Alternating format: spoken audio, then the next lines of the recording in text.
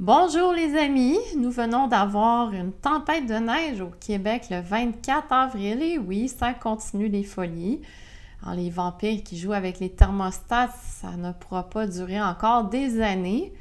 Donc laissons passer les petites tempêtes, les crisettes et concentrons-nous sur la lumière et l'amour. C'est ce que je dis toujours. Le soleil revient toujours et d'ailleurs le soleil est revenu le 25 avril et nous n'avons plus de neige. C'est une belle nouvelle. Aujourd'hui, je veux corriger deux informations pour commencer. Ensuite, on va aller directement dans les nouvelles et je vais aussi vous prendre un petit moment pour vous parler d'une cérémonie toute spéciale auquel j'ai participé le 26 avril dernier en hommage pour notre ami décédé Yves Dubé, un homme grand pilier de lumière au Québec. Et puis, j'ai tellement de nouvelles excitantes à vous partager cette semaine, les amis, que je n'aurai pas le temps de vous partager des conseils ou des canalisations. Ça va venir dans ma prochaine vidéo. Donc, j'ai parlé de l'Argentine dans ma dernière vidéo et je dois y revenir cette semaine parce que je dois corriger une information importante. L'Argentine a été invitée d'être membre des pays BRICS en juillet 2023. Mais en décembre 2023, Javier Milei, le nouveau président, s'est en fait désisté et a déclaré qu'il ne ferait pas partie de BRICS parce qu'il considère que la Chine est une bande d'assassins. C'était très clair, son refus était basé sur le fait que la Chine est membre de BRICS et ne veut aucune association avec les Chinois. Donc, les nouveaux membres de BRICS depuis janvier 2024 sont les suivants: l'Égypte, les Émirats unis arabes, l'Iran et l'Éthiopie. Je vais revenir à l'Argentine sous peu dans cette vidéo, mais j'avoue que ce pays commence à beaucoup m'intriguer et m'intéresser à cause de leur approche économique intensive, puissante et unique dans le monde. Et j'aime beaucoup l'attitude de Javier Milei. Il semble un homme très intègre, respectueux, honnête et tranchant. C'est le cas de le dire avec cette image, n'est-ce pas? Je dois aussi corriger le nom de notre herboriste adorée sur Terre Cosmique, Sophie Lewandowski, et non Lewandowski, désolée Sophie. Je ne suis pas familière avec les noms polonais puisque je suis allemande et québécoise. Mais c'est bien Lewandowski. Alors maintenant, je vais bien prononcer ton nom. C'est fait. Vendredi, le 26 avril, mon amoureux Alexandre et moi sommes allés à la belle ville de Québec pour une cérémonie spéciale pour notre ami Yves Dubé avec un beau groupe d'amis. Yves Dubé a tout donné pour notre cause de liberté et vérité au Québec et à la fin de sa vie, il était épuisé physiquement et mentalement. Donc, il a eu des complications cardiaques. Son décès le 26 avril 2023 était lié à des causes naturelles et non les cocktails de noirceur, bien entendu. Yves n'était pas vacciné, bien sûr, il parlait contre ses inventions diaboliques. Yves écrivait des chroniques sur l'Alliance, Monsieur 17 et notre bien-aimée chère reine Romana, qui nous ont grandement aidés à mieux comprendre la réalité 3D dans laquelle nous vivons. Et ces textes nous ont beaucoup inspirés à servir l'humanité et ne pas perdre espoir dans un meilleur monde. Merci à tous les amis qui étaient présents avec nous à Québec le 26 avril. Et nous avons été tellement choyés toute la journée car il faisait si beau et si chaud sur les plaines d'Abraham pour nos belles cérémonies. Allons aux dernières nouvelles maintenant. Comme j'ai dit, j'ai tellement de nouvelles cette semaine que je ne peux pas vous donner des conseils ni des canalisations. La première semaine du procès du président Trump, un homme nommé Max Azzarello s'est mis en feu dans un parc à New York. Max habitait la Floride. Voici une pancarte qu'il portait la journée de ce triste incident. Trump est avec bidon et il prépare un coup fasciste. Les super médias ont tout de suite raconté leurs mensonges sur cet homme en feu, disant qu'il était un supporter de Trump et un fanatique. Mais en creusant et à travers l'aide des bons lanceurs d'alerte américains que j'écoute régulièrement, on découvre que cet homme travaillait pour des membres du Congrès du Parti démocrate aux États-Unis et ce n'est pas surprenant. Max est décédé le 20 avril dernier suite à ses blessures. J'imagine qu'il a reçu une très large somme d'argent pour ce suicide bien médiatisé et que sa famille va pouvoir en profiter longtemps après son suicide. C'est toujours la même formule dans les médias, n'est-ce pas? Des mensonges pour attaquer Trump, des distractions, des coups montés par les vampires et des gens qui meurent. J'avoue ne pas suivre de près le procès de Trump à New York présentement parce que j'avoue ne pas avoir de l'intérêt dans le système d'injustice aux États-Unis. Mais quand un verdict final sera donné, alors je vous donnerai les informations dans mes vidéos et je n'ai pas du tout peur du verdict final pour le président Trump. Tout est sous contrôle. Restons confiants, calmes, détachés du drame humain comme d'habitude. C'est un spectacle, mais c'est long, c'est chiant et c'est perturbant pour les gens qui s'impliquent émotionnellement. Revenons maintenant à Javier Milei en Argentine qui m'intrigue beaucoup. Pour ceux qui ne le savent pas, il y a 46 millions d'habitants en Argentine. C'est le 8e plus gros pays au monde et on retrouve une énorme diversification climatique. Nous pouvons voir des montagnes couvertes de neige dans le sud et des jungles tropicales dans le nord. Le yerba mate provient de l'Argentine et le pays exporte des douzaines de produits à travers le monde, dont du coton, du miel et de la canne à sucre. Les chutes d'Iguaçu sont une des plus belles merveilles naturelles du monde et s'étendent sur 3 km dans la jungle tropicale.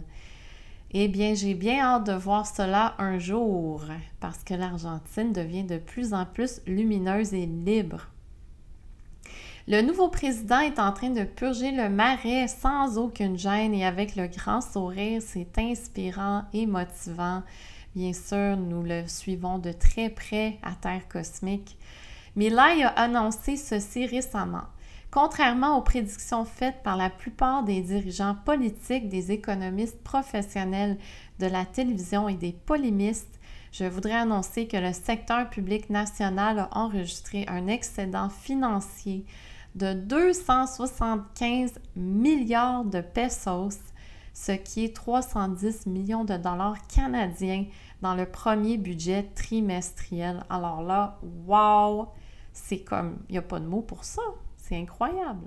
En passant, président Trump a félicité président Milei en novembre 2023, disant qu'il était fier de lui et que tout le monde entier le regardait. Bravo en Argentine! Il faudrait nous aussi couper tous les liens avec l'ancien système financier et sortir nous aussi à chaîne. Une autre belle nouvelle au El Salvador, le président Nayib Bukele a rassemblé tous les membres des branches exécutives de son gouvernement pour faire une annonce très spéciale et inattendue le 29 avril dernier.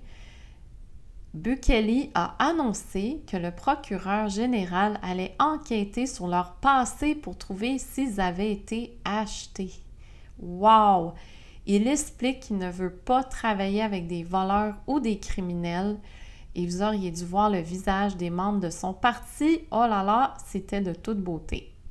J'ai remarqué son mouchoir rouge dans sa poche gauche, un code militaire de l'Alliance pour dire que les arrestations sont en cours et que les opérations militaires sont bien en place. C'est vraiment un autre pays qui se libère en Amérique du Sud. Donc maintenant, c'est l'Argentine et El Salvador. Vous vous souvenez du recours collectif massif au Royaume-Uni de la Haute Cour contre AstraZeneca qui a débuté en 2023. Je vous avais dit d'ailleurs que j'étais certaine que les plaignants allaient gagner ce recours collectif contre AstraZeneca. En passant, AstraZeneca en latin veut dire « tuer les étoiles », juste pour bien clarifier la position de Big Pharma. Ce recours collectif comprend 51 plaignants contre AstraZeneca, dont la fameuse histoire de Jamie Scott qui a subi du dommage permanent au cerveau et a failli mourir 3 fois de suite. Eh bien, cette semaine, pour la première fois dans tout le recours collectif au Royaume-Uni, la compagnie pharmaceutique a avoué publiquement que leur vaccin peut causer, dans certains cas, des caillots sanguins et une faible numération plaquettaire. La compagnie pharmaceutique fait face à une somme gigantesque en dommages et intérêts de 100 millions de livres sterling, qui est 172 millions canadiens pour les 51 dossiers contre eux. Le verdict final n'est pas sorti, mais c'est une nouvelle historique, les amis. Comme je vous disais l'an dernier, c'est vraiment massif ce qui se passe au Royaume-Uni et bien sûr, ça va débuter au Canada. Que se passe-t-il dans les universités à travers le monde récemment? Des immenses manifestations et maintenant des campements contre le génocide des Palestiniens. Le centre des manifestations se trouve à Columbia University à New York. Voici une belle photo qui vaut 1000 mots. Regardez toutes les tentes installées partout et il ne fait pas chaud en ce moment à New York. Les nuits sont alentour de 5 Celsius et le jour alentour de 10 Celsius, sans mentionner toute la pluie que nous avons. Les étudiants exigent aux universités de couper tous les liens financiers avec l'État d'Israël. Dans la dernière semaine, 1100 étudiants américains ont été arrêtés par la police à travers les États-Unis parce qu'ils refusaient les ordres des universités de quitter les campements et cesser les manifestations. Nous voyons les zones d'arrestation massives ici sur cette image, dont Los Angeles, Texas, Boston et New York. Et il y a de la violence, bien entendu, malheureusement, durant les arrestations. Et nous voyons des scènes troublantes entre la police et les étudiants qui sont en train de se battre. Voici la longue liste des universités aux États-Unis qui sont maintenant occupées par les manifestations pro-Palestine depuis quelques jours. C'est énorme, je ne peux même pas lire toutes les universités sur cette liste. D'autres étudiants universitaires à travers le monde s'inspirent des États-Unis, notamment Columbia University, pour eux aussi s'installer sur leur campus et se tenir par les coudes pour former des chaînes humaines pour empêcher la police de pénétrer. Ici au Canada, à date, nous avons 2 beaux regroupements à McGill University et Concordia University à Montréal. Imaginez-vous, c'est les 2 universités où j'ai étudié la psychologie, la philosophie et la littérature entre 2002 et 2010. Donc, je suis fière des étudiants de McGill et de Concordia. Je vais aller bientôt vous faire un petit coucou d'ailleurs avec Terre Cosmique. Ça me fait tellement chaud au cœur de voir les étudiants se lever contre la cabale de cette façon très, très pacifique, très, très lumineuse. Et je vais aller vous soutenir à McGill et Concordia. Ça brasse beaucoup au Québec. Dernièrement, les amis, j'ai une longue liste de nouvelles aujourd'hui. Ça m'indique que les grandes révélations approchent pour nous au Québec. Enfin, 4 ans plus tard, non mais sérieux. Je vous parlais dans une vidéo du phénomène suivant, quand la noirceur augmente, la lumière augmente aussi en intensité pour équilibrer le tout. On peut voir cela comme un gigantesque symbole yin et yang qui prend forme. Le whip de la CAQ vient de démissionner pour aller travailler avec nul autre que Pierre Poilievre du Parti conservateur. Éric Lefebvre a donné sa démission le 16 avril dernier à Tonton Legault. Alors ça, c'est quand même très positif comme nouvelle. La CAQ perd de plus en plus ses plumes dans les médias et leurs super sondages financés par Big Pharma ne valent plus rien. Poilievre a écrit ceci sur X en réponse. Très fier qu'Éric Lefebvre fasse partie de l'équipe conservatrice de gros bon sens pour nous aider à couper les taxes et impôts, bâtir des logements, réparer le budget et stopper les crimes. Eh bien, c'est des belles paroles, mais je reste sur mes gardes concernant Poilievre. Je vous en ai parlé. Pourquoi? Parce que je ne vois pas de la lumière et de l'amour autour de lui. Je ressens qu'il nous dit toutes les belles paroles qu'on veut entendre, mais je ne le ressens pas en énergie. Et je reste sur ce point jusqu'à la fin. Aussi, il y a un scandale aux îles de la Madeleine. Les îles de la Madeleine sont une communauté de 12 000 Québécois et le maire des îles vient d'annoncer une passe archipel qui forcerait tout touriste entrant et sortant des îles de scanner un code QR pour payer une somme de 30 $ et plus taxes pour visiter les îles. Ceci sera applicable dès le 1er mai 2024 jusqu'au 14 octobre durant la haute saison du tourisme. Le maire Antonin Valiquette a dit ceci pour se protéger ou plutôt s'expliquer que l'argent irait pour la préservation du milieu naturel et les améliorations des infrastructures récréo-touristiques. Eh bien, en quittant les îles, tous les résidents vont devoir montrer une preuve de résidence pour éviter les frais de la passe archipel. Et si les touristes ne payent pas les frais de 30 $, ils auront une amende allant jusqu'à 1 000 $ canadiens. Eh bien, les amis, ceci est clairement le début d'une identité numérique au Québec à travers une soi-disant somme d'argent pour préserver un milieu naturel, mais c'est n'importe quoi. J'en reviens pas que les gens croient ce discours de M. Valiquette. Créer des douanes payantes entre les municipalités dans un pays n'a jamais été vu dans le passé au Québec et montrer notre pièce d'identité pour quitter notre municipalité non plus. Cela va complètement à l'encontre de la Charte des droits et libertés au Canada.